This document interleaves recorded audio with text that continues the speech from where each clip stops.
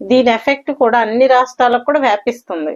ఈ ర్యాపిడో కానీ, ఊబర్ కానీ, ఓలా కానీ ఇవన్నీ 100 సిటీల్లో డైలీ ఒక రోజుకు వచ్చేసి 22 లక్షల పైనే రైడ్స్ అనేవి నిర్వహించడం జరుగుతుంది. సో దీనివల్ల ఎంత ఆదాయం వస్తుంది? వీళ్ళు గవర్నమెంట్ ట్యాక్స్లు ఏమి కట్టట్లేదు, ప్లస్ వీళ్ళకి లైసెన్సులు ఇవేమి లేవు కాబట్టి ఇప్పుడు ప్రభుత్వం అనేది ఆపేయటం జరిగింది.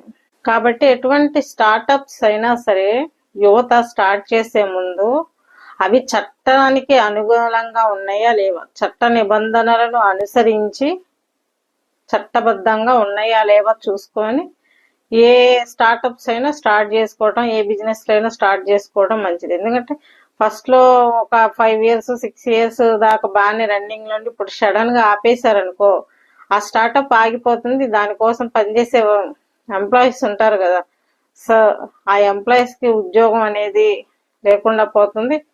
అట్లాగా కొంత అన్ఎంప్లాయ్మెంట్ అనేది మళ్ళీ ఏర్పడడం అనేది జరుగుతుంది అనమాట. నిరుద్యోగిత అనేది మళ్ళీ మొదటికి వస్తుంది.